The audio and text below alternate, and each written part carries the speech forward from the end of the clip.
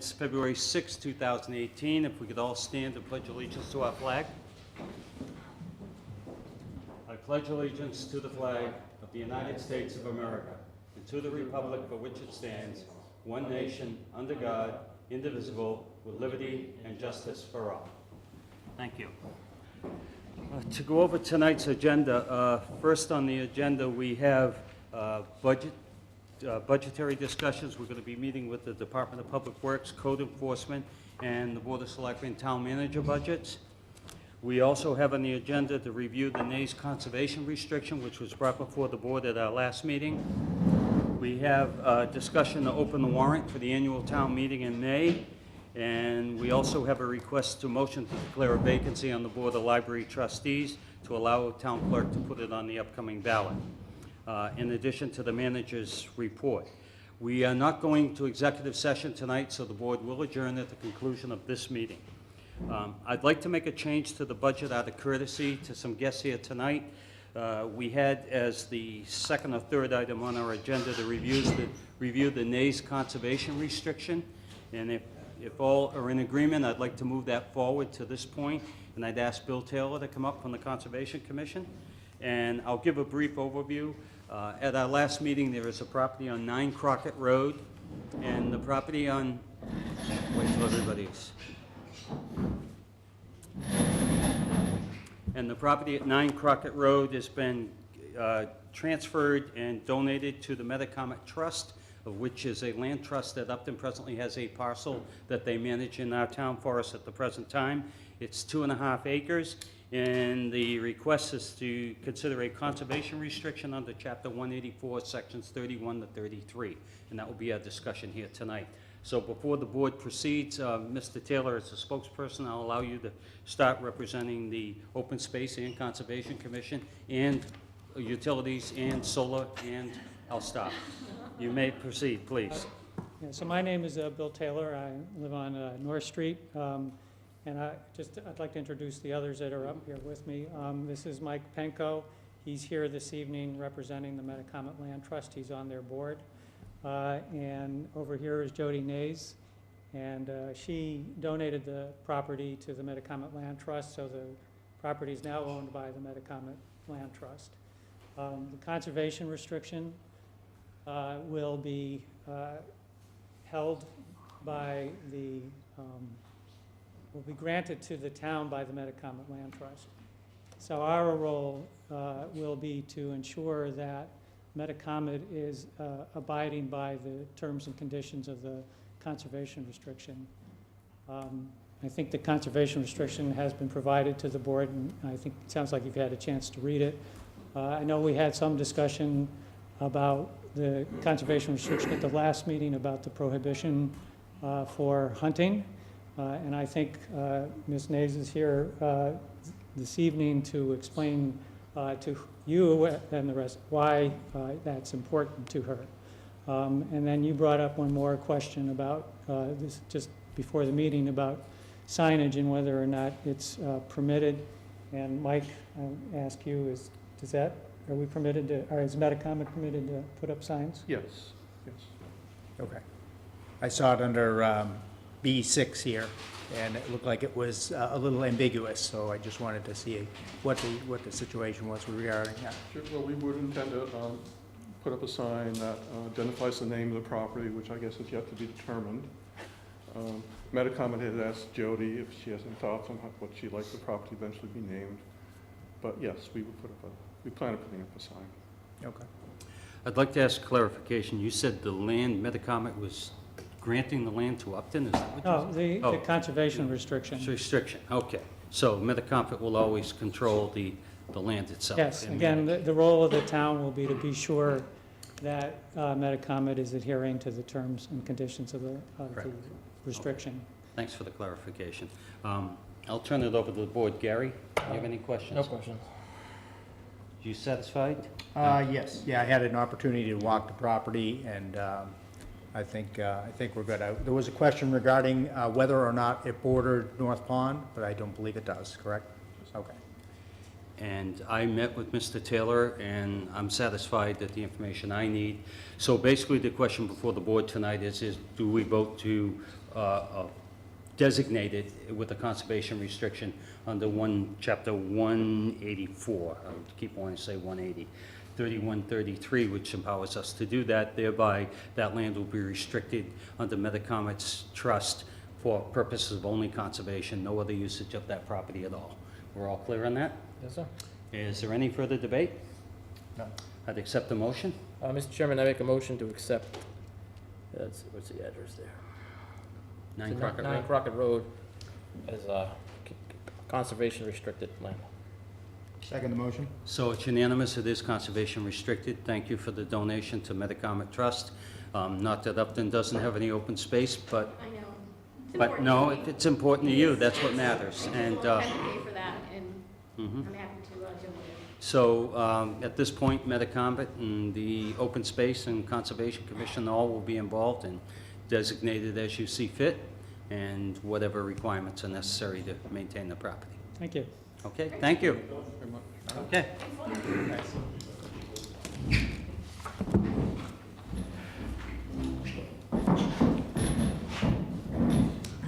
Okay, next on our agenda, managers report. Derek? Sure, so I got a few things I can talk about a little bit tonight. First and foremost, the Chief Bradley and his team will be at a award ceremony tomorrow to celebrate their reaccreditation for their police department. I think I had mentioned that in the past, so tomorrow, the Mass Police Association is having their accreditation commission meeting. It's gonna be held at the Connor Center in Dover, and that begins at 10:30, so he has asked me to not only inform the board, but inform the community that if folks would like to attend to witness their reaccreditation, he'd appreciate that. And so we're happy to have the chief and his team to do the great work that they do year after year. Additionally, the chief talked a little bit this morning about they just finished their 9th year of the Youth Recreation Night, partnering with the schools and the Recreation Commission. They held the last 4 Saturdays during the month of January were held, and there were over 200 to 300 youth attended each one of those events. So again, a really good way to get our youth out into a safe environment, especially on Saturday nights when sometimes it's tough to find things to do in the winter. So again, a great appreciation to him and his team for organizing that again.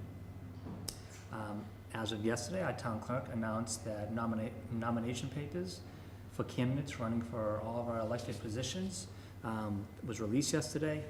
The election will be held on Tuesday, May 15th. The nomination papers are due on March 27th, so we have approximately almost 2 months to get nomination papers in. So again, it's something very important the community should be aware of. Town clerk also talked a little bit about that we've been working on a project now with the state to have online permitting, e-permitting software.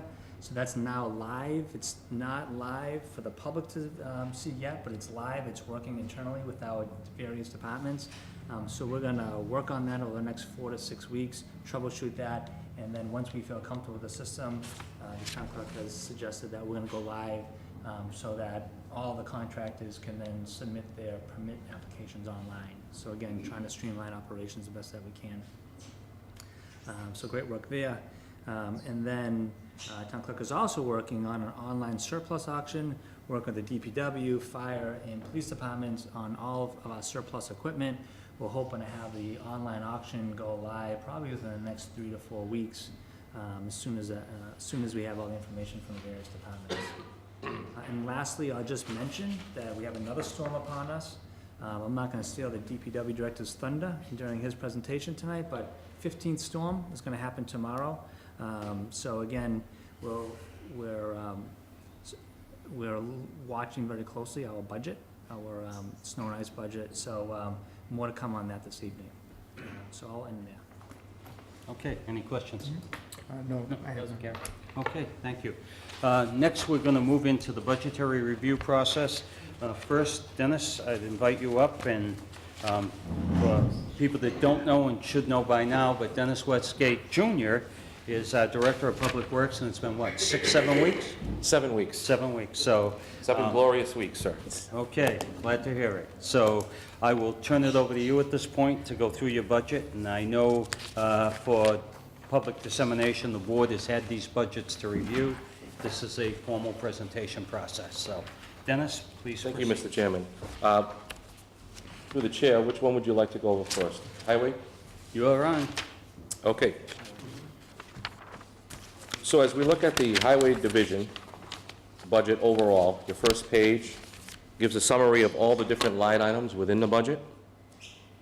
This year, we're looking at a level-funded budget, so for the most part, you're going to see an awful lot of zeros as we go through the budget. The only adjustments that are in the budget overall are going to be salaries and contractual and fixed costs.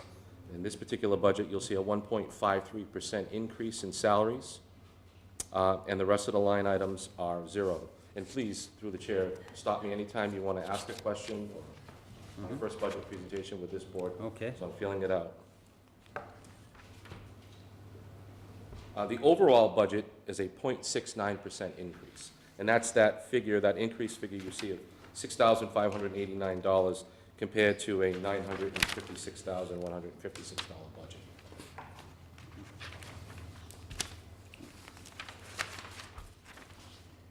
The next page starts, as we start our breakdowns of all the different line items. This is our wages account. You can see where the increase comes from salaries, and a 0.5% increase is factored in for non-union personnel. We are in the last year of our union contract. It expires the last day of June this year, so we have not factored in an increase for union. Okay. Animal disposal is level funded at $1,200. This line item is used for retrieving animals that are on the side of the road. We actually have a freezer at DPW where we store them for some time, and then they're disposed of appropriately. Could I ask you a question? I'm sorry. On the compensation for department specialists and clerical fill-in, I know you haven't been in the position that long, but it's been known to this board, at least from my impression, that the time consumed by the previous director and now you performing tasks that really should get more clerical support to free you up. I use as an analogy, when the town manager came in, he redelegated a lot of his authority for purposes of being able to work more on policy issues in a larger, bigger picture, and not be down in the areas where he has to focus on other agendas that tie up his time. And I assume, and from what I've heard, and I'll ask town managers comment on this, having exposure with the previous director, that there is a, I'll put it out there, a need for more clerical support, which could be funded through another process that has less impact on the tax rate, i.e. enterprise accounts or some other ways to justify the compensation to provide you with more staff. Simply put, give you time to be out in the field, spend time with engineer surveys. We got the TIP project coming. That's going to be a monster, $11–12 million project. It's going to need your full attention. And I just put it out there for comment. So, Derek? Yeah, sure. So I thank you for bringing that up. And I think you hit the nail on the head when we really think about the work of the DPW. Between the TIP project, we have a bridge project that's coming up this summer, a water main replacement project that's coming up, and then the annual pavement management program amongst our other operations. And so what I have noticed when the previous director was here, and certainly with Dennis on board, that the director has spent a lot of time in the office managing what we would define as more administrative responsibilities, because there's just not enough staff in-house to do this. So, we have one full-time equivalent that manages the water enterprise, the sewer enterprise, and then the highway and cemetery administrative duties. So, to me, it seems like that's where we fall short.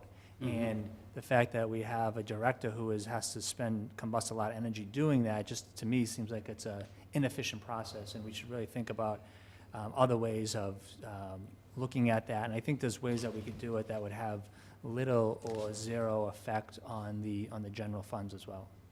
Yeah, to the point of, we're not covering the enterprise tonight, so I get it, but the enterprise accounts, I believe there is funding in there where you could transfer, as example, 50% of the salary here, and we've talked about possibly adjusting that number, but 50% of it is paid out of the enterprise. Well, the clerical should also have some support to that and administrative help, because you weren't here 2 weeks, and I heard you're spending a lot of time in the office and not being able to address some other areas because need be where it is. So I put that on the table for something to consider, maybe to talk with the finance committee and see if there's a way to restructure this and enhance the department. You know, sometimes a small investment reaps huge rewards, and it's sometimes being too frugal, you end up penalizing yourself, so. Yes, sir, and I appreciate your foresight and understanding. It's one of the things, if I could be candid, it's one of the things I was quite surprised at is how many projects we have going on here. We have the TIP project, 11 million, almost a $12 million project. Fowler Bridge is this summer. We have a water main that's going out to bid next week for that project. We have the I&I, which is 4 more phases to complete. We've only done 2. We have the 4-log, which we're going to do this spring. We have GIS mapping for our water system and our sewer system. We have complete streets. It's going to require a great deal of my attention. And to have me doing administrative, clerical work doesn't seem like it's the best bang for your buck. Okay, I put it out there, yes. So if the board agrees, I can work with Dennis on, when we come back to present the enterprise accounts, thinking about ways that we could, again, have little or no impact on the general fund, and really look at the roles and responsibilities of our staff now and see how we could shift, recognizing how much work they're putting into the enterprise work, shift those wage requirements over to the enterprise account, which would then free up money on the general side to potentially expand some of responsibilities in a part-time administrative role. And for some clarity, an enterprise is basically the revenues that are appreciated from different projects, such as water bills, sewer bills, and others, and basically the process for accounting responsibility, the enterprise should offset those costs. And this is definitely a cost that should be offset by the enterprise. So it's not like you go to the taxpayer and you ask for more money, you just take money from an enterprise, which is a bank account, and just apply it to more payroll, which makes sense, simply put. So, if board's in agreement, ask Derek to work on that for the enterprise budget? Sure, I also think you gotta look at it, make sure the appropriate percentage is taken out. I guess from what I was talking to you early, or Dennison, with the water and the sewer, it sounds like your department specialist spends most of her time on that area. But the highway budget's paying for 50%. Correct. If we looked at the time, maybe that time should actually come out more out of the enterprise versus the general budget. It's a good point. Yeah, because it is true. It's not, accounting-wise, if it's audited, it's not audited correctly. Correct. Yeah. Right, would make sense. Plus, it's shifting those expenses onto the users versus the general tax roll. Very good point. Just one question for you real quick, Dennis. You brought up the TIP project. Yes. Are you planning on managing that yourself or still hiring the outside contractor? I would surmise that I'll be handling it myself. It's been very difficult for me to gauge this one, because I've only been here for 7 weeks. We just got the appraisal services, the invitation for bid, which I made some changes to. It was originally a request for proposal, but an invitation for bid is much stronger. And you already have considered your appropriations for this. So usually when you've already considered your appropriations, which means you put your money aside, you do an invitation for bid so you get the best price. If you do an RFP process, you're looking for the most qualified candidate based on your judging criteria. That doesn't mean that you're going to get the best possible price. And you could find that it comes in higher than you anticipated.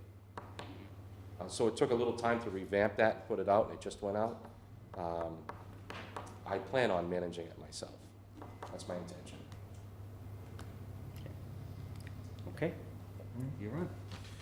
So we finished animal control. Any questions, I'm sorry, on animal disposal? We did, just so you know, me and Dennis have been talking about maybe a program to save a little bit of money. I know this is peanuts, $1,200. But in other towns, like when a deer gets hit on the side of the road, they have a call list. Actually, members from the community go and pick up this rodent or this deer, And it saves money because he doesn't have to pay overtime to his staff to go out there. He doesn't have to pay the cremation fees or the storage fees, so. We just did Everything's it here a open. couple of weeks ago, actually. Everything's open. Yep. So, is this something you would like me to look at? You have higher things on your I'll agenda. defer to my colleagues because I'll be real honest, in 3 months, it's gonna be their ownership, but I would be in favor of it. I'm not adverse to it. Lower on your agenda. Understood. Yeah. Thank you. That's fine. So our next line item is our general expense line item. This is a $30,358 line item. It's level funded for the year. Takes care of our advertising, supplies, postage, license and dues, safety equipment, software support. You see the list in front of you. Next is our contracted services, again, level funded budget at $37,500. This line item supports our roadside mowing and line painting, traffic lights, storm response, items of that nature. If I may just throw one thing out, have we ever looked into the possibility of, as opposed to renting the trailer, owning the trailer? Has that ever been discussed? We did a few years ago, and, well, the hope was that the investment payback, by the time we get the trailer paid and the same installment rate, we would have a facility reconstructed and expanded. So you toss it up in the air. If it's 10 years, you'd own the trailer, and now you broke even with the rental cost. And in 10 years, we hope to expand the DPW. But the trailer could have further use after that. It's not definitely depreciated out. It's something to consider. This trailer is probably, if I'm not mistaken, only 3 years old, the newer one. We had one prior to that that was replaced, and it was another Relatively rental. new. Yeah, right. It's not the greatest environment, let's be honest. I mean, yeah. You're in the trailer, no other way to say it. Yes, sir. Okay. Sorry, but that's a good point. Or a prefab building of some type that's a little more conducive to office space. Right. Our next line item is the general highway materials account, $22,500. And this line item supports, it's level funded. It was level funded last year, by the way, gentlemen. It's level funded again, so that's 2 years in a row. It supports our materials for gravel and drainage structures, pipe blocks, bricks, things of that nature. We have our paving account for $31,000, level funded. Was level funded in 2018 as well, so there's 2 years in a row for this line item. Supports our paving products for when we're doing trench work, repairs to catch basins. Yes, sir. Oh, no, I wasn't gonna interrupt you. Okay. But, seeing you paused, the hot box, Yes, that requires additional materials, does it not? it does. So is that inclusive in the oil and paving? Yes. Yeah, okay. So you're making it work, all right. And the hot box is a great item, and you see more and more communities capitalizing on that technology because it allows, instead of putting coal patch out right now, like we do, if you notice, we were recently out on Hartford Ave North and North Street and Hopkinton, Oh, did I notice it? and I'm sorry, High Street. And, Yeah. Yes, did you notice it? Yes. That's a tough road not to It's a tough notice. road, yeah. Looked like the surface of the moon, didn't it? Yeah, So that product will not stay there inevitably. It will come out. It's not permanent, but it won't come out anywhere near as quickly as coal patch will, or even tough patch. Yeah. Which, basically, the very next storm, out it comes. yeah. I believe I saw it out today, actually. I think I saw the hot box on either South or Chestnut today. It was our intention to put it out first thing this morning, but the meteorologist being the meteorologist. Hello, yeah. Spot on again. The next account is our snow removal account. This account was increased last year from $220,000 to $230,000, and only being here for 7 weeks, I didn't have the confidence to adjust this line item. Mm-hmm. So it's one of the few line items in a municipal budget that can be overspent legally Yep. every year, but you can never go backwards. So if you increase it and then you have a year that is less than that, you can't go But- back. But it rolls to the general fund, so the money's not lost. Nope. But the question, I guess, and I'm trying not to put you on the spot, but have we exceeded it already? We have not. Okay, good. We have a $230,000 appropriation, and we're at about the $200,000 mark as we speak. Okay. The, I see some towns putting down a green salt. Can you describe what that is versus So the we stuff do- we put down? We do straight salt with a calcium mix when necessary, so the calcium product is actually stored in tanks at the DPW, and we fill up tanks on the 5 trucks that go out to do the salting in the road.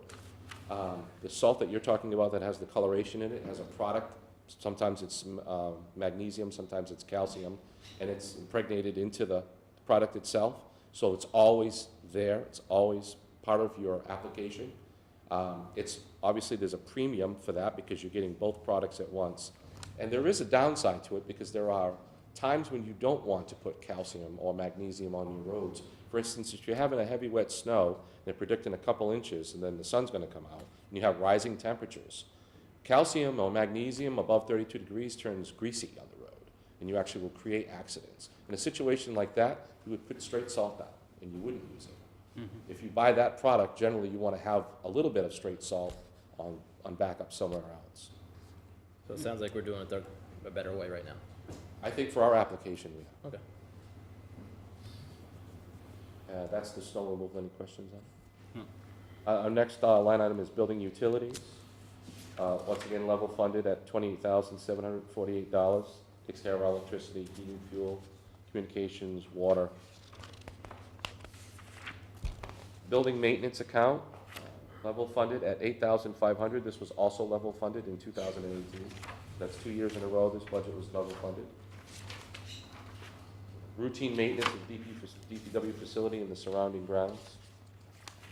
The next line item is our radio maintenance line item, level funded at $1,275. I think we have already spent this entire budget this year. One of the good things is we've switched already, a couple of years ago, as you know, we switched frequencies over to narrow banding, and that's when you really had an influx of changing your radios out and that cost of capital improvement of making all your radios so that they could do narrow bands. We're probably in our 3rd year of that, so all our radios are already on that frequency. The DPW training account is level funded at $2,750. This is a really important account. I'm glad to see that we have it in our budget, as it's beneficial to send our employees out for updated training for trench safety or hoisting license increases, or if they want to get, if they don't have a hoisting license when they come here and they want to obtain one for their job, it's a benefit to the town to have that. The clothing allowance is a contractual obligation in the contract, and that amount reflects the number of employees and their clothing allowance per employee. That was level funded in 18 and 19 because we're in a 3-year contract. At the end of the 3-year contract, I'm sure we'll be looking at adjustments to that. DPW professional services is level funded, was level funded in 18 as well, at $15,000. Provides for survey work and digital mapping, planning and engineering services. And the vehicle fuel account is also level funded at $25,908. A brief comment on that particular line item. We don't have our own fueling depot here, which most communities do actually, for a multitude of reasons. One, if your police and fire chief was here, I'm sure they would support me in this. As we want to be able to have our own fuel source for taking care of our vehicles, especially in emergency situations, and not rely on gas stations that may or may not be open. Also, you get the opportunity to do a co-op bid when you purchase your fuel with surrounding towns, and you get an incredibly lower price compared to what you're paying at the regular pump. Just an observation, Mr. Chairman. What is the tank that you have there? Or is that just Sorry?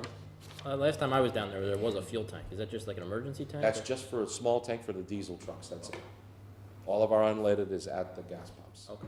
Yeah, that was the question I was gonna ask, because back when the facility was built, the pump was put in, so it's that, And if we I had forget it, how many years it's been, but it's if we been had a a few. 2-day storm or 2.5 days, we don't have them that often that run that long. But if you did have one of those, you could feasibly run out of fuel at the DPW, and I wouldn't be able to fuel my trucks. We've come close. Could, for purposes of the logical explanation you just gave, could you and the town manager possibly come up with what the cost factor would be to install a pump in their facility? I'm sure the tank and ground and everything, it's not gonna be inexpensive, but, Oh, it would not be. But I'm sure there would be a point when it would pay for itself. through consumption, right? Yeah, so, our town clerk, in her role as building manager, facilities manager, has been working with with an engineer to determine what a fuel station would cost the town. And so we have some preliminary numbers, and as we start to sharpen our pencils with the facility itself, we'll be coming back to the board to talk a little bit about what it would cost to renovate the building, put a fuel station, the cost-benefit analysis of having a fuel station. So we're certainly Okay. probably working on that. We had them take it out of the building project itself and do it as a standalone cost. So Got it. because we felt like it would be from the town, just from DPW, Correct. because police, Fire. fire, all the town vehicles can gas up there. Got it? Okay. Good Would it answers. be- Would it be optional? I guess one other quick idea, is it feasible to just increase the size of the diesel tank that's in stock now, that we're using now, or is that not upgradable? It's possible, but it's an above-ground tank, so it doesn't have the UST regulations that are so strict that we have to follow. But it does require containment, and the current containment wouldn't accommodate a larger tank, so we would have to make some modifications to it, and there would be a cost associated with it. The tank itself would probably be the cheapest part of it all. What would it be now, like a 1,000-gallon tank or something along those lines? Off the top of my head, I can't recall what size is there now. It's not that large, it really isn't. Yeah, I would want to see at least twice as much on surplus for long storms, long durations, power outages, extended power outages, where we don't have the ability to go to a gas station and get fuel. We've been lucky, we haven't had those situations. Could we sign an agreement with the DOT place up the street, right over in Grafton? Or That's an interesting concept. I wonder what they have for storage. I don't even know if they have one, to be honest with you. They could say absolutely, and they could say, I'm sorry, we have only enough for us. It's worth asking. We can ask that question. Good point, yeah. I'll be sure to ask them. I don't even know if they have one, to be honest with you. What they do. I think they're all, Yeah. That's I haven't seen big. one that didn't. Our next account is the vehicle maintenance repair account. It's for 2019 is proposed for level funding at $33,660. Provides for the maintenance and repairs of all the Department of Public Works vehicles and equipment. Our stormwater maintenance account is level funded at $50,600, and this addresses our detention basins and street sweeping, catch basin cleaning, the disposal of materials, which is considered solid hazardous waste, and you're allowed to store it on site for 1 year, and then you can do a beneficial use determination and either utilize it in some other fashion, or you have to pay to have it taken away. And our outfall testing, we're still in the draft form of our new NIPDs. Our storm MS4 permit is not finalized yet. We had a reprieve on it because there was some pushback from a lot of the communities because of the pricing. But I would expect to see that line item increase over the next couple of years. And then we have a revenue budget projection for street openings and driveways. And it was level funded at $1,500. Taking a look at that account, I think it was actually closer to $1,800 we took in last year, so I left it level funded for now. If it's more than that, it's more money in the bank. And that concludes the Highway Division budget for fiscal year. Next budget is the Parks, Forestry, and Cemetery Division. Again, the first page you'll find at the very top is a summary. There is a 0% proposed increase in this budget because of all the employees are contractual and union employees, and we have not settled our contract for the next fiscal year. The wages account are broken down below that. The next account is the cemetery maintenance account. Can I ask a question on the Yes, sir. summer parks? How many summer employees do we hire? We hire a part-time employee who works between 2 and 3 days a week, comes in and does mostly mowing. And it works out for us. The gentleman was a retired gentleman from law enforcement and has a very flexible schedule. So if it's raining a particular day, we can ask him to move it to another day and still complete our task for the week. And then we hire 3 seasonal employees, 3 seasonal kids that come in for around $11 an hour. Work between about 12 weeks, between Memorial Day and Labor Day, 40 hours a week. Their primary goal is to come in the morning and get your beach cleaned up. They're taking care of all of the animal debris left over. And first thing in the morning, cleaning the bathrooms. Then they have to empty approximately 32 trash barrels around town. They're cutting all the islands around, weed whacking around your islands. You're welcome to Upton signs. You have 3 of them, I believe, in town. 5 of them in town, sorry, 5 of them. And some, they can also be pulled away from that and they can be used with highway. So if we have staffing out in highway, the division is very small in labor staffing, and we're in the middle of a project, we're asphalting or we're on a drainage repair, those laborers can be pulled from that to assist us in other areas. You think it would ever be cheaper to hire a landscaping company to cut all the fields versus us You doing it? know, I can understand the thought process behind that. I have to take a look at the actual dollars and cents, and to be sure that we're comparing apples to apples, because I'd certainly go out and get quotes for having a landscape company come in and perform just regular landscaping duties of cutting grass. But that's not all these employees do. They go around and empty 32 trash barrels every day all around town, through the course of a week, around town. And then they get pulled up. They also clean restrooms, and they're helping with the beach cleanup, they're litter picking. They're doing a multitude of other functions that are necessary for our recreation during the summer and all the residents to come down and enjoy the parks and whatnot. So I'd have to look at it and compare the numbers, but it wouldn't be just a number comparison. There's going to be a cost-benefit analysis done, because those employees are able to be moved around and used in other functions. But I don't have a problem looking into the cost. Yeah, because I also know it creates workload for like the town accountant, or not town accountant, because they have to create W-2s and all that kind of Right. stuff, so insurance, where it all equals out.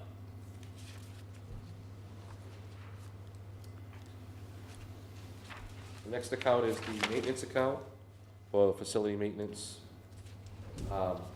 Level funded at $20,245.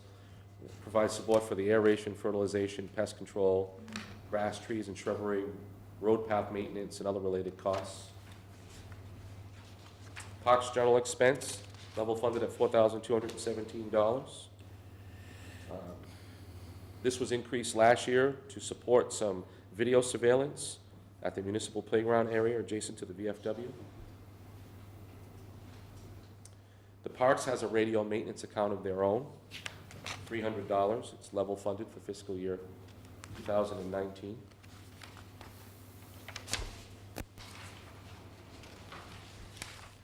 Next slide item is for training, similar to the training account in the highway division, except for less employees. The Parks clothing account allowance is level funded at $1,400. This is a contractual obligation in the union contract. The forestry expense line item is level funded at $27,000. It's broken up for forestry expenses. This is basically pays for an outside firm to come in and spend X amount of days in town trimming and taking down trees that have been deemed hazardous and need to come down, and also for the police details associated with that operation. Lawn maintenance is level funded at $33,475, associated with the fertilizer and treatment, chemicals and care of the various recreational fields. Pest control, $1,545 is level funded. I believe it's self-explanatory. The vehicle fuel, $2,298, level funded from last year. And the vehicle maintenance and equipment is also level funded at $1,300. And lastly is the aquatic weed control. This line item was $10,000 2 years ago. It was reduced last year to $6,500. I haven't had enough experience with it to tell you candidly whether or not that $6,500 is appropriate or not. I understand at one time you had a commission that was supporting this particular. What we did was, I don't know why, but years ago, it used to be appropriated at a meeting as an article, and it got confusing, and there were years where the article didn't get in on time, and so it needed to be passed at a time so they could treat in early spring, and there wasn't a town meeting till May, and so it was decided at that point to put it as a line item and to fund it every year, annualize it. And I believe that this, and I don't want to use the word accumulative, but something to that effect. And I don't think it's one time you're out. I don't think it rolls back in the general fund. You'd have to check on that. But I think the intent is to build up funds because most of the ponds are done like on a 3-year, 4-year cycle. So Taft Pond, as an example, 1 year, and then Pratt Pond another. And they used to roll to the different ponds. And the treatment would run about $9,000, $10,000 a treatment, if I'm using round numbers. So, but yeah, I don't, certainly that's not enough money to treat a pond. So, yeah. And that concludes. Okay, do we have any questions for Dennis at this point? Just one question for your opinion. Where you've worked other places, do you usually have 2 separate budgets, or is usually like the DPW have the park, forestry, and cemetery all combined? Because it seems like there's a lot of things that we go through twice. Most true public works departments are broken up into divisions. But generally, you see streamlining within that budget process where, like line items, for instance, excuse me, for instance, the radio line item, Yeah. that's in parks and then also in highway, doesn't really need to be like that. They could be combined. And you could certainly streamline that budget in that fashion. Now, there's a handful of items that would be like that. But you would still generally see delineation, you would see a difference between the divisions so that you could account for, provide some more transparency in the budget, show the taxpayers where their allocations are going to be expended. I guess one quick question that comes up, people will ask me, and it's hard to really determine the answer is, do we have designated employees that are just cemetery employees and designated employees that are just parks, or are they working under all 3 departments? No, they're working under all 3 departments. They're working under all, cemetery and parks are working under one division. Okay. Highway is another division. But there are only 2 full-time parks division employees. Parks Cemetery, I'm sorry. I understand what your question is. It's a good Yes. one. Yes, there are only 2 full-time employees in Parks Cemetery / forestry. Okay, so park, cemetery, forestry, that would be those 2 employees, those would be where they're paid out of those departments? And then we hire the 1 part-time and 3 seasonal. I see. Very good, Okay, thank you, Dennis. Thank you, gentlemen. very good, thank you. Not bad for the trial run, was it? Good for you. Thank you. Now we have an employee of the town who's, I'm gonna say 36 years you've been doing this, Mr. Roach? 41. 41. Well, you brought the smart one with you, so why don't you 2 come up here, and Pat Roach and Diane, and you can go over your budget. How are you, gentlemen? Well, thank Good you. evening. Good evening, sir. Am I the oldest termed employee of the town now? It was Doug Keniston, so yeah, I think you got the lead. You got the lead, yeah. Congratulations. We gotta watch. No. Go ahead, we'll let you begin, and if you can just go through these, and if we have questions, we'll just jump in. Okay, you wanna start with the budget statement? Sure, yeah. The wages, Mm-hmm. as requested, you can see it's only 0.5% increase. Salaries, other expense details of the continuing education, we have to go to mandatory schooling for that. Mm-hmm. So that's what we have in the budget for that. Mailings, $7,000 just for postage, whatever, and we send letters out. Yeah, from Iowa students. Iowa, $7,000, that's for everyone's vehicle. We get paid per mile. I don't think it's fair, but, that's beside the point. We've been doing it, everybody uses their own vehicle. And we get rid of the 50 cents a mile. Whatever the. Whatever the federal is we get, you know? It comes about half of what it costs. Excuse me. The miscellaneous expense, you can explain that probably a little bit better. Yeah, that's broken out Yeah. here. Because it's both on- Basically, that's Yeah. fees for the wireless communications and tablets, replenishing business cards as needed, any dues or subscriptions that the guys need to stay current in the field, any official notice cards that we need to have printed for postings. Hearings posted in the newspaper primarily, that's for the zoning board of appeals, because that does fall under our Under- department. yeah. So that comes out of our budget. Any equipment that any of the inspectors might need, and yearly code updates. And the biggest fee is the GOTMS fees, and that's for the online permitting. And basically, they charge 3% of whatever we pull in. whatever the revenue is 3% of that is our fee. And And everything was level funded from last year. Right. And I think it was level funded the prior year as well. We bring in revenue last year was $186,575, that covers the cost of our department, and we make money for the town. We always have, just about, you know. If I may, again, to be transparent, I spoke to the town manager today. We were going through the budgets, and one of the things came up was certainly your department. We have approximately 180 new starts that are going to be taking place in Upton within the next year and a half. Right. And the concern is the workload that's put on the department and the compensation levels and the monies that are attributed to it, because the revenue stream's going to go up significantly. And I'll put it out there. It may not be popular, but I don't think the compensation levels are in line with where the revenue would be. And I'll they should agree be with you. changed. Oh, I knew you would. Now, listen, I'm certain you would, but Bob, just for the building department, there's 1,200. Pat, when somebody says a positive, take the positive. That's an old sales thing. Don't talk yourself out of it. Yeah. But Derek, I'll turn it over to you, and you can just rehash, because obviously you're in charge of the responsibility of that department, so go ahead. Well, I guess I'd say that, you know, Pat and I and Diane talked a little bit this morning about some of the work that they are forecasting in front of them. With 180, we know are going to happen, and potentially there could be another over 200 units beyond that.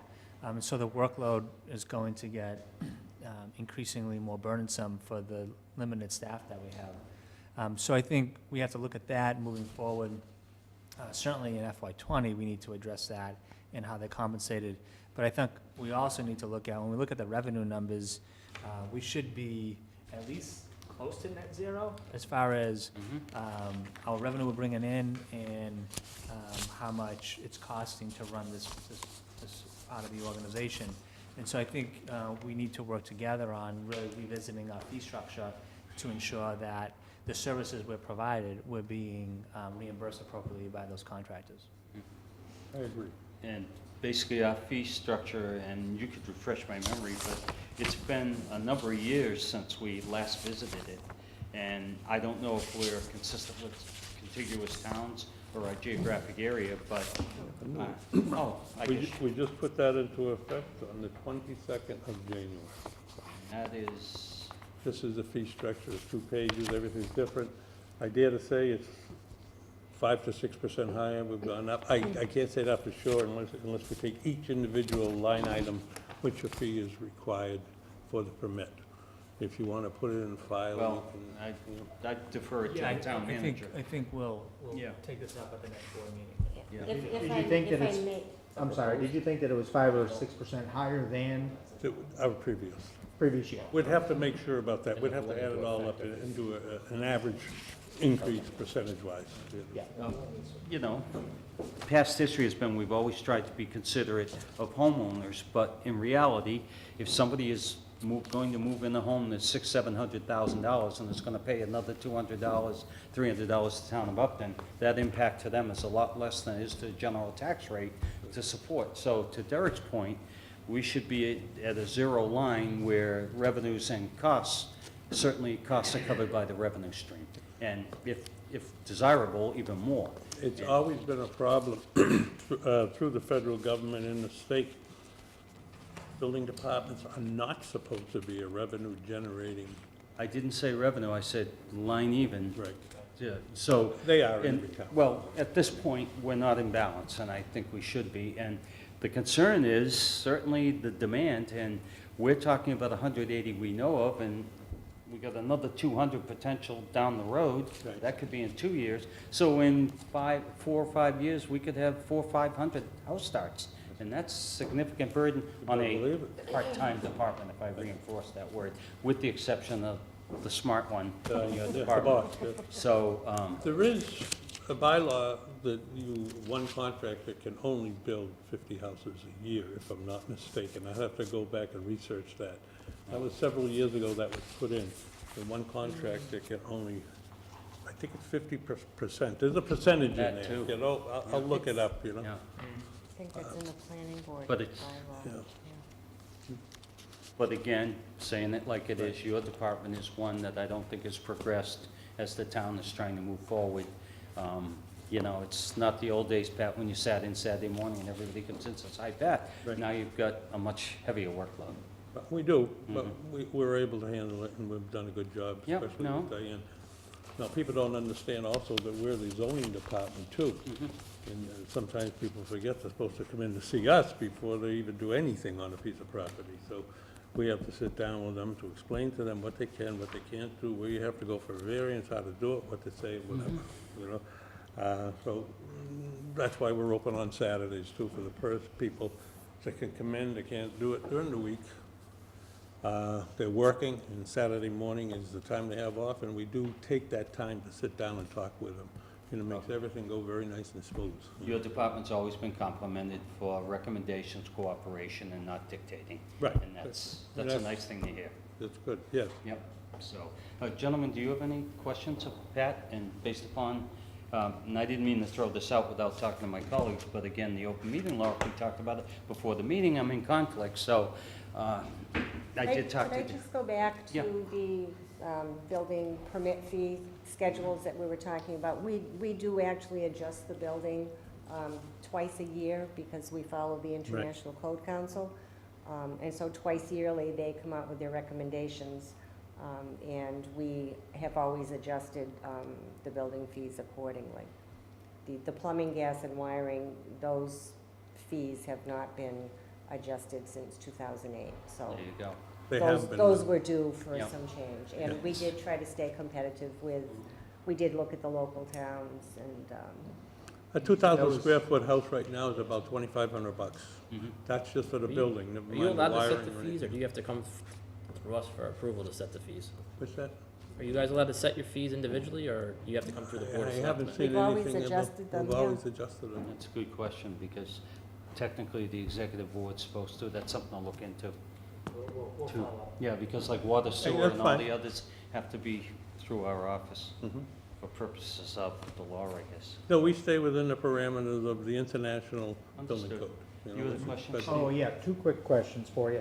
Getting to that the GOTMS monthly fees, you said that's a percentage of the actual total amount for the building permit? That's right. Okay, and was that 3%? I don't think it's right, but, you know, that's me. I think it should be a basic fee, period, per month, you know what I mean? But I don't know who negotiates that, you know? Right. And then I guess my other question is, you know, projecting forward, assuming that we build out and things are looking, busy as far as subdivisions and whatnot, how would you address that? Do you think you would hire another part-time person to come in, I don't think so. I'll just do more work. or you just work longer hours? That's all, that's all. No, I don't think, if we run into that situation, then we'll address it, but not, it's too early right now. Maybe these, building plans, maybe they'll peter out, or maybe they'll be built in a certain, so many per week, or so many a month, or per year. So I'm not too concerned about that yet, okay? Let's just say we're forecasting in case of. Yes. Well, Yeah. we'll address that when it happens. Derek, you know? you have anything you want? Just Selectman Matalian had brought up the GOTMS fees, and I had mentioned through my report earlier that the town clerk was working on Excella, which is our new online e-permitting software. And so I'm just going to turn it over to Kelly to talk a little bit about how that works and how this new program is going to be rolled out, given the fact that we're talking about the fee structure. So GOTMS was a program we put into place about 5 years ago, and we were able to put that in place with a grant through CMRPC with other towns. They've been very generous with us in allowing and paying for some of those fees as time has gone on, and it was a negotiated fee of 3% of any monies that are applied for online. So keep in mind, I know Diane did a cost analysis and realized that only 7% of the permitting fees were actually paid for online. So that $500 is only based on the 7% of the overall fees, if you follow me when I say that. Yep. That being said, when we were looking at different online companies, online e-permitting companies to go to, there was one company that we were really close, and Diane will agree with me on this, to signing with them based on their proposal. However, they were going to be $18,000 a year in fees. A seller, actually, the reason why we ended up going with them to a certain degree is they bought GOTMS. And they negotiated a contract with us, and they agreed to the 3% for the next 3 years. And again, Diane, based on Diane's estimate, we paid about $8,000 in fees for building, Board of Health, dog licenses, it includes that as well. So we really felt as if we wouldn't be getting to the $18,000 anytime soon, and for the next 3 years, although the 1,800 new housing units might change that, but, if they're applied for online, but if they're applied for in the office with Diane, we don't get charged that 3%. So I hope that clarifies how that is working. So that's only for applications and payments that are done online. Exactly. Like So- Diane? Handwritten Like and Diane? paid. Yes, because that's Well, the only way GOTMS would know that we had them. could I make a suggestion? Maybe, we need to Yeah. double check that. I would say, let's regroup. We can revisit this at another time. You're going to discuss with Derek the potential changes, and let's call them opportunity changes, where we can structure better for all. I'm certainly supportive of people earning what they deserve to earn. At the same time, we want to protect the town's revenue, and we don't want to put too much of hardship on property owners or people in construction trade. So, but that's something that could be worked out. I just put it out there because we just casually mentioned it today, so. Okay, anything else?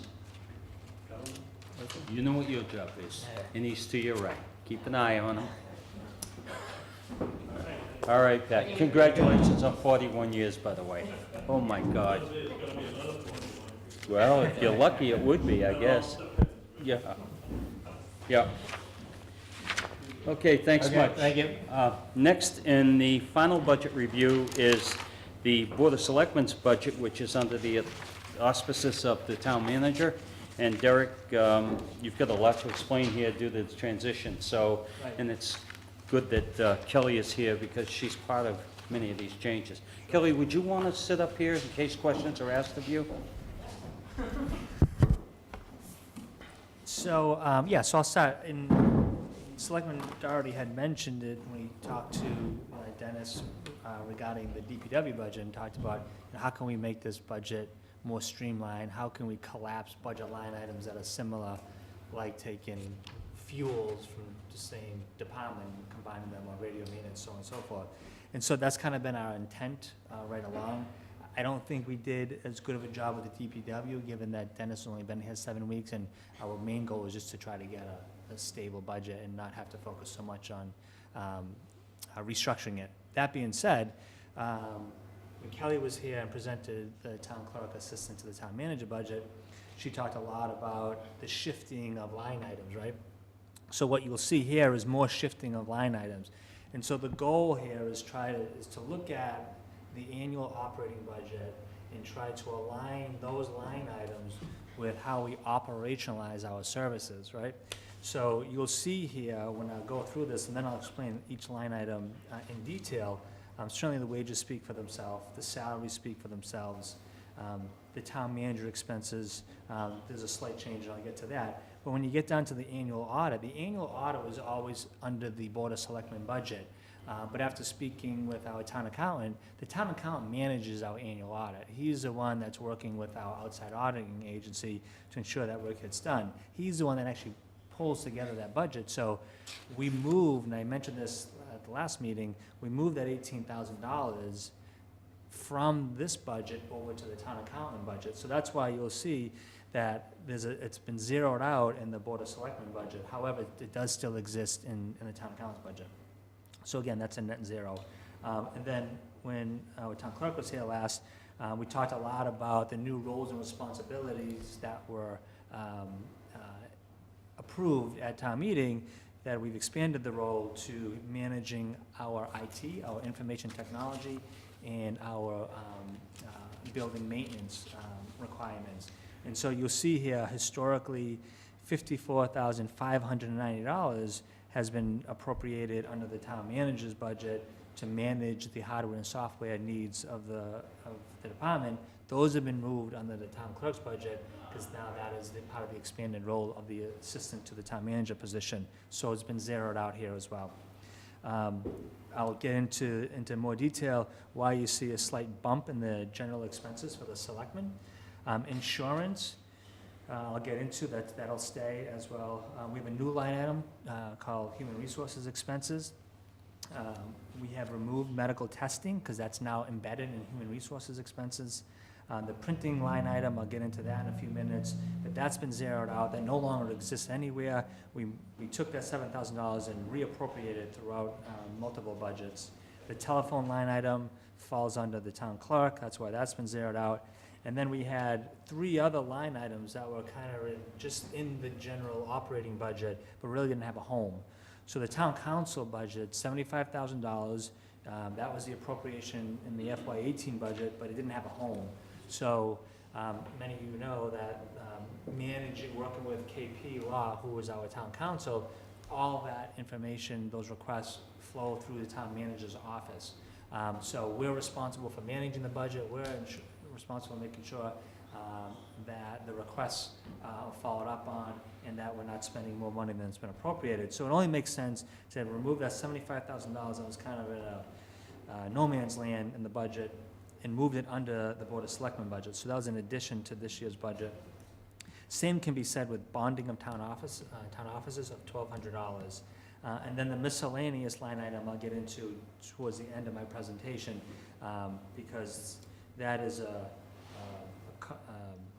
it's a line item that sat in the operating budget, but had a number of different kind of sub-line items in it, and I'll show you how we pull that apart when we get towards the end. So that's kind of the overview, and then I'll get into the more detailed line items and speak to them. So relative to wages, again, you know, as far as 2 positions, it's just a 0.5% increase, and that's what we've been trying to focus on this year, is a 0.5% increase for cost of living wages for all of our non-union employees. But what you'll see different in this budget relative to wages than last year's budget, we have a new position called Department Assistant. That position exists in town government. In fact, we came to you about a month ago and asked for Deb Tater to be appointed as a special municipal employee, because Deb Tater was transitioning out of the position of Department Assistant, and has always been there for the past year or so. The problem is, with a special municipal employee, that position had 5 different bosses, had actually 5 different job descriptions. So what we're trying to do is we're trying to streamline that position so we don't have to have the special municipal employee designation. This person will be hired and then will be deployed to support those various committees like recreation, CPC, affordable housing, personnel board. Am I missing one? Historical Commission. So those 5 boards have always been supported by the department assistant. So by doing this, it's still a net zero position when we look at the overall budget. However, we're putting this line item in the wages for the Board of Selectmen budget so we can manage the dollars. And then what we'll do is we'll just do interdepartmental transfers when we see that weekly payroll. So if that individual works 8 hours for Recreation Commission, we'll just do an interdepartmental transfer and pull from their line item to pay for that salary. So again, it's really comes down to a net zero position. But again, it's trying to help us, trying to make our work a little bit easier and streamline operation. Salaries for the selectmen, that speaks for itself. Town manager's expense, there's a slight increase on this budget. Last year, I think it was 7, give me 1 second, I'll give you the number from last year. Last year was $7,300. It's been moved up slightly because of the vehicle stipend. That is part of the contract with the town manager. Everything else stays the same within that line item. Moving on, so I already talked about the annual audit, talked about the computer account, general expenses. So this number last year in the budget, this is the selectmen's expenses, was $2,500. We had a $7,000 line item for printing, which no longer exists, but we took $2,000 of that printing line item and we embedded it into this now $4,500 line item to cover the costs of our annual report. The annual report is a responsibility of the Board of Selectmen, so we thought it was most appropriate to take $2,000 from the printing line item and move it over here. Again, it's a net zero, we're just shifting money from one line to another line. Insurance, so this increase, when we look at the health insurance, when we look at the insurance breakdown as a whole, it's approximately 9.5% increase. 10% of that increase reflects a 10% health insurance increase, and that comes directly from our health insurance provider. So 10% is good. We predicted it could go up to 12%, so we're happy with 10% as it stands right now, but we know that we can do better. Could I ask a question? Is the 10% also impacted, did Medic's 3 plan go up the same percentage? or Yes, is- that's all part of the 10%. So they're consistent with each other, okay, yep. That's all part of the 10%. Mhm. And everything else would just nominal increase of, 5, anywhere from 3 to 5% in the other line items there. Some of them are pretty stagnant, like the health insurance buyout, which is in the personnel bylaw. I do want to talk about the last item of HRA. That number of 7,500 changed as of today. That number is actually being moved to 24,000.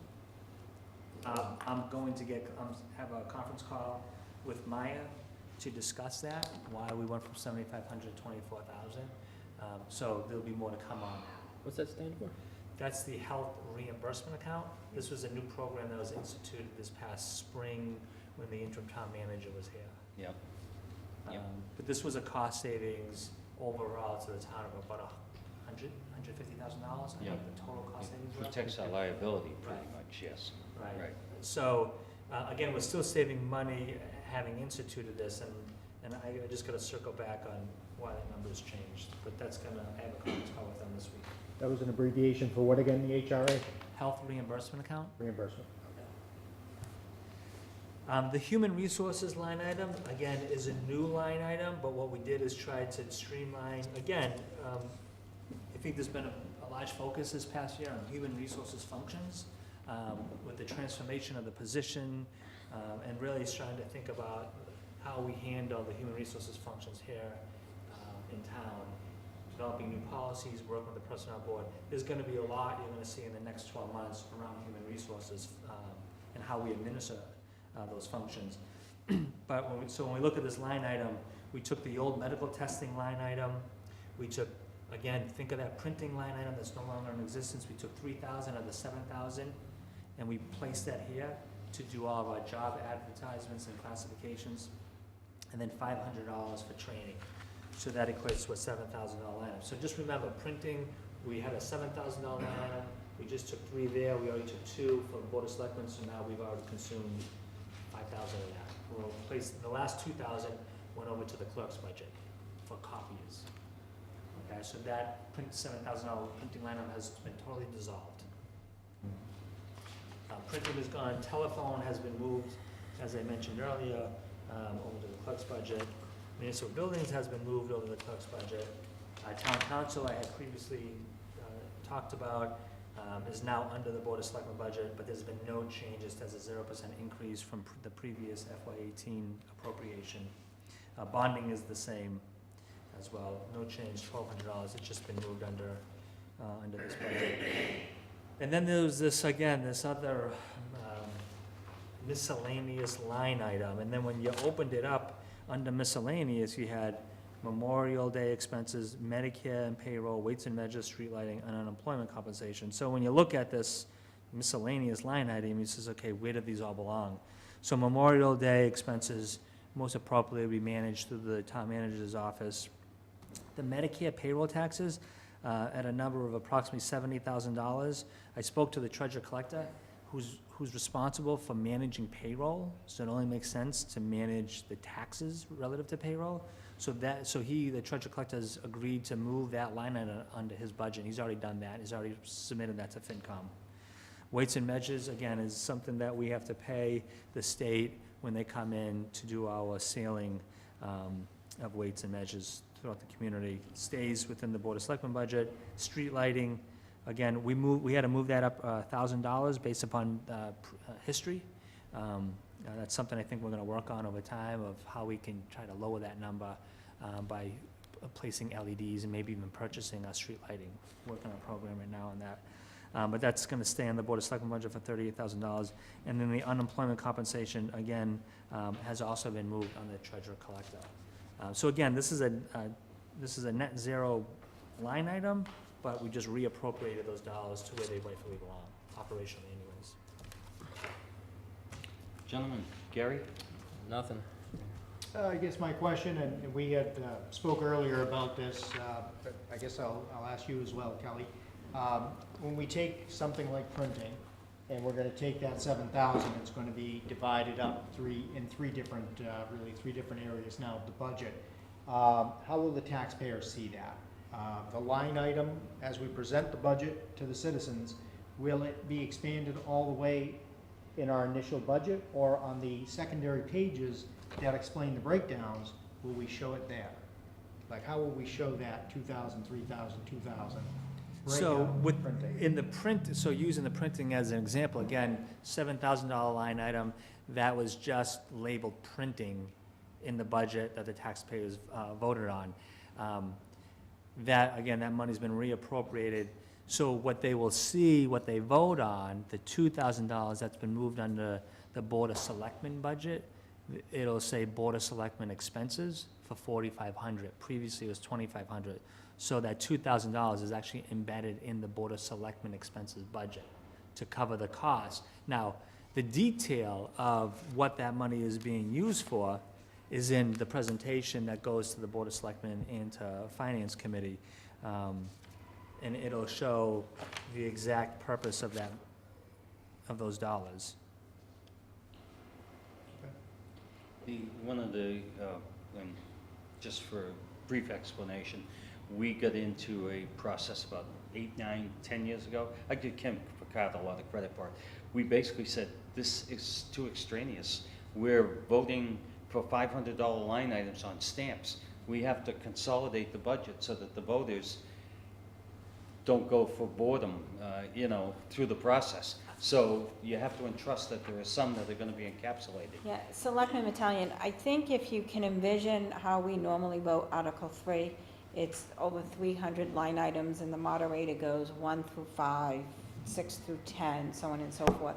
So unfortunately, I don't think we can take away all the questions from the voters, but I think we can do a narrative in the financial booklet that we get to them. Because if you look at the front page for this, where it says printing was $7,000 and then it's zero. So I could envision someone going up saying, well, why is that zero? And we're gonna quickly be able to reply 2,000 to the selectmen for the town report, 2,000 to town clerk, assistant town manager for printing, $3,000 to the human resource line to satisfy advertising. So they're gonna see, you know, people aren't gonna be able to look at percentages comparisons for apples to apples, because it's just not gonna be there this year, but they will see line items zeroed out. And I think the people that come and understand, the town meeting, the voters that come every year and understand the budget and look at it, should have a pretty good feeling on what's happening. And then I think we should talk to the finance committee. I know Derek has been doing a lot when it comes to adding more to the booklet, when it comes to an org chart and stuff like that. So we probably should talk about adding a narrative on a short one on why line items are being changed. Yeah, I can just envision this particular year being difficult because so many, you know, that's not a particularly large dollar amount. Where we're That's a talking small one. 18,000, 26,000, some of these other numbers are gonna be zeroed out, moving elsewhere.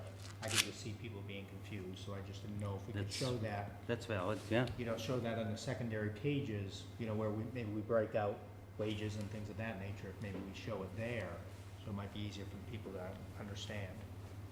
But- Yeah, it will be something that we need to consider when we work with the finance committee, because our voters have a history of saying, and to be honest with you, I could say that they wouldn't ask about the 54,000, but they would ask about the 7,000. Well, Yeah. you could technically do a one-pager and you say printing was 7,000. You will now see in the budget it's 2,000, 2,000, 1,500, I mean, it's- whatever it You is. just gotta cut and paste this. Cut and paste that, basically, and it will decide, and maybe a one-pager, double-sided, and put it in the FinCom book. Satisfies people, but it's a valid question, because people are gonna go, wait a minute, where did this go? Last year you had, now it's gone, yeah. Right. Right. Could create confusion. So, and then keeping in mind that people aren't gonna have the opportunity to see the FinCom report at the election, because the election's after the town meeting. So I know we had spoken about Yeah. putting it in the town crier, which puts a little bit of pressure on the finance committee to make sure that booklet is ready to go out in the town crier if that's Plus, the plan. there's online on the website. Yeah, Mhm. So, people- Yeah, so I was just thinking that, again, these documents have a lot of detail in them. Right. Which again, they don't go to town meeting typically, but I think this is something that we could put online, Mhm. once we've gone through the budget process with the finance committee and the board of selectmen, to put online so folks can start to read it if they find it useful, and then try to think of a way, because I was just saying, it's not, what we just described isn't just the board of selectmen budget. It's a It's town my clerk, budget. assistant town manager budget, it's treasure collector. treasurer collector, Accountants. accountant's budget, Yep. fire budget when we get there. There's been a lot of trying to make things more efficient, and you know something, if we had a chance, we probably would have collapsed, like to Selectman Durardi's point, the DPW budget, you know, collapse some of those line items that are saying the same thing, just in two different sides of the house, so, Mhm. we just didn't get there, so, but the point is to try to move towards that, goal, for the next two, fiscal cycles. But we'll have to think about how we can present that. Kelly and I can talk a little bit about that, and maybe we can talk to some folks in the community and see what they think and get their ideas of what they would like to see that would make it helpful. You know when the books are actually printed by? FinCom books? Atlas? Oh, printed by. No, I mean the date that they're completed by. FinCom's usually when the sun goes down the night before the end. I need them I on a know. timeline, so. It's tough on them. I didn't know because if there the was last a way one- that we could have the books before the election. I can't remember, is it 7 I days don't know or why the 9 book days? has to be handed out at the election. It can't be. Well, keep in mind, this year, the election is 2 weeks after the town meeting. Right, but why can't we have all So that they information? need to be, so the precedent was, people came to the town election and got the book and had 4 days to review it before the town But meeting. we'll have these books still 4 days in advance. We could, I we would could have it say at town hall. at least 4 days in advance. Oh, I see where you're going, we yeah. could have a way to- I will have them for the yeah, we can have, annual town meeting. I Yes. have them that But Friday. Well, we could start handing them out beforehand if we wanted to. If people came in, Okay. yeah. Okay, that's what, Yeah, we should, and again, I know it was asked at the town meeting, when we changed the town meeting and the town election, how would we get this out? And there was a comment about putting it in the town crier. And The we've talked finance about that for years. Right, the finance book, Yeah, right. And, you know, goes, the old adage that they use, it goes to every home, whether you order it or not. So citizens can't say they don't have access. It's, So instead of just the people that came out to vote at the election receiving it, it would be every household would receive and it. it's, yeah. And I'm a proponent if cost is less relevant than disseminating the information. So if you pay to print it in the town crier, there's a benefit that everyone gains, whatever that cost So may it's- be. Yeah, so it's something that we'll Yeah, need to. we'll strategize, think about the best way to Good, promote that. thank you. Okay, set. Gentlemen, I passed over the minutes because we wanted to move the agenda forward for the Nays Conservation. We have minutes of January 2nd, 16th, both executive and regular session, and we prepared to take motion on those. yes, sir. I've read them. You all set? I have, yes. Gary? Mr. Chairman, I make a motion to accept both the regular and executive session minutes from January 2nd and 16th as written. Second the motion? And that's unanimous action. Thank you. Next on the agenda is the warrant for the annual town meeting, which is on May 3rd, Kelly? Annual town meeting is Thursday, May 3rd. 3rd, correct. And so the request is to open it tonight on February 6th and to close the warrant on March, excuse me, I'm looking for the date, 14th, was it? The election is Tuesday, May 15th. No, close the warrant. Was it March 14th? It's the Thursday. It's that Thursday. It's written right in there. Mm-hmm. Okay, so, gentlemen, any question about the warrant? None? Okay. No questions? Gary? Mr. Chairman, I make a motion to open the warrant for Not there. the annual town meeting on May 3rd, 2018, effective from February 6th to March 16th. Second the motion? That's unanimous action, thank you. We also in need of a motion, we had a member of the Board of Library Trustees resign, therefore, in order to have the remaining term added to the ballot for the annual town election, the board needs to declare a vacancy on the Board of Library Trustees. And for clarification, do the Board of Library Trustees have to vote on this, or is it just the Board of No, Selectmen? the Please, thanks. one of the elected trustees, Camille Hamlet, is realizing she is moving out of town, so she has elected to resign her position, since she will not be eligible.